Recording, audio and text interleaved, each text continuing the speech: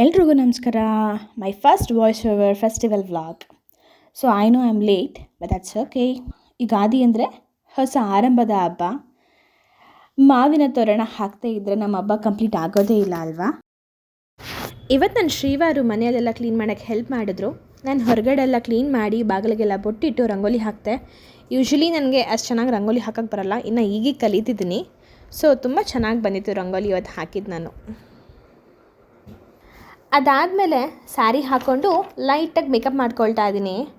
So ನಾನು ಹಾಕಿರೋ ಈ ಬ್ಯೂಟಿಫುಲ್ ಸ್ಯಾರಿ ಬಂದು ಲಾಸ್ಟ್ ನಮ್ಮಮ್ಮ ಗೌರಿ ಗಣೇಶ ಹಬ್ಬಕ್ಕೆ ಬಾಗಿನಕ್ಕೆ ಕೊಟ್ಟಿದ್ದರು. ಸೊ ಬೊಟ್ಟೆಲ್ಲ ಇಟ್ಕೊಂಡು ಮೇಕಪ್ ಎಲ್ಲ ಕಂಪ್ಲೀಟ್ ಮಾಡಿಕೊಂಡು ಕೊನೆಯಲ್ಲಿ ಬ್ಯಾಂಗಲ್ಸ್ ಜೊತೆ ಟ್ರೆಡಿಷ್ನಲ್ ಲುಕ್ನ ಕಂಪ್ಲೀಟ್ ಮಾಡಿದೆ. ಆಮೇಲೆ ದೇವ್ರ ಮನೆಯಲ್ಲಿ ಕಲಶ ಸ್ಥಾಪನೆ ಮಾಡಲಿಕ್ಕೆ ಕಾಯಿಗೆಲ್ಲ ಬೊಟ್ಟಿಟ್ಟು ಕಲಶದ ನೀರಿಗೆ ಅರಿಶಿಣ ಕುಂಕುಮ ಹಾಕಿ ವಿಳೆದೆಲೆನ ಇಟ್ಟು ಕಾಯಿ ಕೂಡ ಇಟ್ಟು ಸ್ಥಾಪನೆ ಮಾಡಿದ್ವಿ. ಕಲಶ ಇಟ್ಟಾದಮೇಲೆ ದೇವ್ರಿಗೆಲ್ಲ ಹೂವು ಇಟ್ಟು ದೇವ್ರ ಮನೆ ರೆಡಿ ಮಾಡಿದೆ ಪೂಜೆ ಮಾಡೋಕ್ಕೆ. ಅಡುಗೆ ಮನೆಯಲ್ಲಿ ಸ್ಟವ್ ಹತ್ರ ಸ್ವಸ್ತಿಕ್ ಬರಿತಾ ಇದ್ದೀನಿ. ಇದು ಬರೆಯೋದ್ರಿಂದ ತುಂಬಾ ಉಪಯೋಗಗಳಿದ್ದಾವೆ. ಸ್ಟವ್ ಅಗ್ನಿ ಸಂಕೇತ ಆದರೆ ಸ್ವಸ್ತಿಕ್ ತಾಯಿ ಅನ್ನಪೂರ್ಣೇಶ್ವರಿಯವ್ರ ಸಂಕೇತ.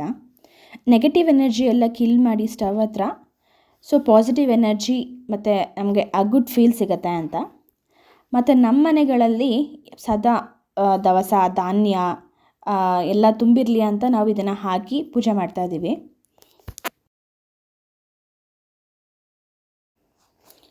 ನಮ್ಮ ಮನೆಯಲ್ಲಿ ಯುಗಾದಿ ಪಚ್ಚಡಿ ಮಾಡೋ ಪದ್ಧತಿ ಇಲ್ಲ. ನನ್ನ ಹಸ್ಬೆಂಡ್ ಆಂಧ್ರದವರಾಗಿರೋದ್ರಿಂದ ಆ ಪದ್ಧತಿನ ಫಾಲೋ ಮಾಡ್ತಾ ಇದ್ದೀವಿ.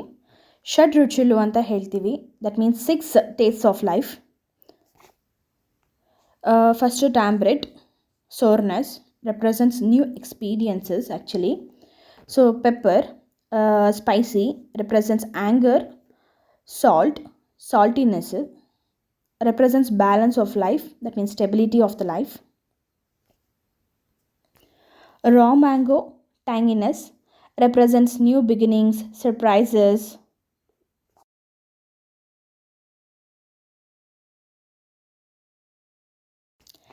Jaggery, sweetness represents happiness, joy.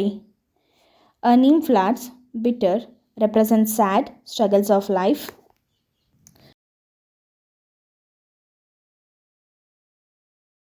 ಇದೆಲ್ಲ ಆ್ಯಕ್ಚುಲಿ ಒಂದು ಮಣ್ಣಿನ ಮಡಿಕೆನಲ್ಲಿ ಮಾಡಬೇಕಿತ್ತು. ನಮ್ಮ ಮನೇಲಿ ಇಲ್ದಿರೋ ಕಾರಣ ಪಾತ್ರೆನಲ್ಲೇ ಮಾಡ್ತಾಯಿದ್ದೀವಿ. ಸೊ ಇವಾಗೆಲ್ಲ ರೆಡಿ ಮಾಡ್ಕೊಂಡಿರೋದೆಲ್ಲ ಷಡ್ ರುಚುಲನ್ನ ಎಲ್ಲನೂ ಆ್ಯಡ್ ಮಾಡ್ತಾಯಿದ್ದೀನಿ ಪಾತ್ರೆಗೆ. ಹುಣಸೆ ಹುಳಿ, ಪೆಪ್ಪರ್, ಉಪ್ಪು, ಮಾವಿನಕಾಯಿ, ಬೆಲ್ಲ, ಬೇವಿನ ಹೂವು.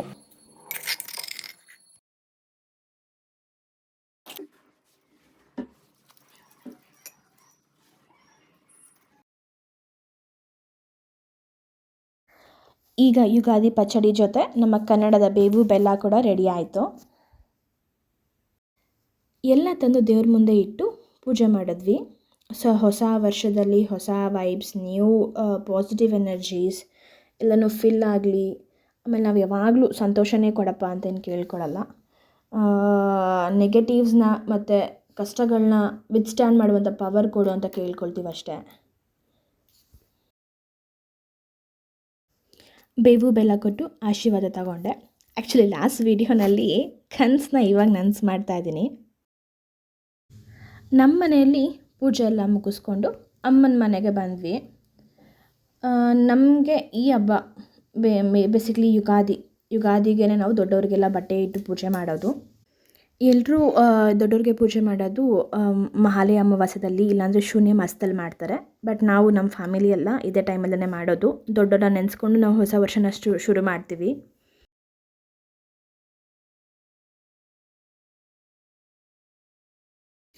ರಂಗೋಲಿ ಎಲ್ಲ ಹಾಕಿ ಫೋಟೋ, ಮಣೆ, ಒಂದು ಬಿಂದಿಗೆಯಲ್ಲಿ ನೀರು ಹಾಕಿ ಅದಕ್ಕೆ ಅರಿಶಿನ ಕುಂಕುಮ ಮತ್ತು ಹೂವನ್ನೆಲ್ಲ ಹಾಕಿ ಹೊಸ ಬಟ್ಟೆಗಳನ್ನೆಲ್ಲ ಮಣೆ ಮೇಲೆ ಇಡ್ತಾಯಿದ್ದೀವಿ.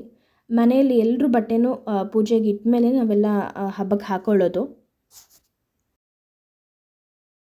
ಬಟ್ಟೆ ಎಲ್ಲ ಇಟ್ಟಾದಮೇಲೆ ದೊಡ್ಡವ್ರಿಗೆ ಎಡೆ ಇಟ್ವಿ. ಸೊ ಅಮ್ಮ ಪೂಜೆ ಸ್ಟಾರ್ಟ್ ಮಾಡಿಕೊಂಡ್ರು. ನೆಕ್ಸ್ಟ್ ನಾವು ಮಾಡಿದ್ವಿ. ಧೂಪ ದೀಪ ಎಲ್ಲ ಹಾಕಿ ಸಂಬ್ರಾಣಿ ಹಾಕಿ ಸೊ ಪೂಜೆ ಕಂಪ್ಲೀಟ್ ಮಾಡಿದ್ವಿ. ಪೂಜೆ ಆದಮೇಲೆ ಮೋಸ್ಟ್ ಅವೈಟೆಡ್ ಮೂಮೆಂಟ್ ಊಟ. ಬೆಳಗ್ಗೆಯಿಂದ ಏನೂ ತಿಂದಿರಲಿಲ್ಲ. ಬಾಳೆ ಎಲ್ಲ ಊಟ ನನಗೆ ತುಂಬ ಇಷ್ಟ. ಸೊ ಪಕ್ಕದ ಸೈಟಲ್ಲಿ ಬೆಳೆದಿದ್ರು, ಅಲ್ಲಿಂದ ಒಂದು ಎಲೆನ ಕಟ್ ಮಾಡ್ಕೊಂಡು ಓಡಿ ಬಂದ್ಬಿಟ್ಟೆ. ಊಟಕ್ಕೆ ಬೇಳೆ ಒಬ್ಬಟ್ಟು, ಕಾಳುಳಿ, ಆಲೂಗಡ್ಡೆ ಪಲ್ಯ, ಮಸಾಲ ವಡೆ, ಮಾವಿನಕಾಯಿ ಚಿತ್ರಾನ್ನ, ಅನ್ನ ರಸಮ್ ಎಲ್ಲ ಮಾಡಿದರು. ಸೊ ಅಡುಗೆಗೆ ಹೆಲ್ಪ್ ಮಾಡೋಣ, ಸ್ವಲ್ಪ ವ್ಲಾಗ್ಸ್ ಮಾಡ್ಕೊಳ್ಳೋಣ ಅಂತ ಅನ್ನೋಷ್ಟರಲ್ಲಿ ನಮ್ಮಮ್ಮ ನಾನು ಬರೋ ಅಷ್ಟರಲ್ಲೇ ಎಲ್ಲ ರೆಡಿ ಮಾಡಿಬಿಟ್ಟಿದ್ರು. ಇದಾಗಿತ್ತು ನಮ್ಮ ಯುಗಾದಿ ವ್ಲಾಗ್. ಇಷ್ಟ ಆಗಿದ್ದರೆ ಲೈಕ್, ಶೇರ್, ಕಮೆಂಟ್ ಮಾಡಿ. ಏನಾದರೂ ಮಿಸ್ಟೇಕ್ಸ್ ಮಾಡಿದರೆ, ತಪ್ಪು ಮಾಡಿದರೆ ಕಮೆಂಟಲ್ಲಿ ತಿಳಿಸ್ಕೊಡಿ.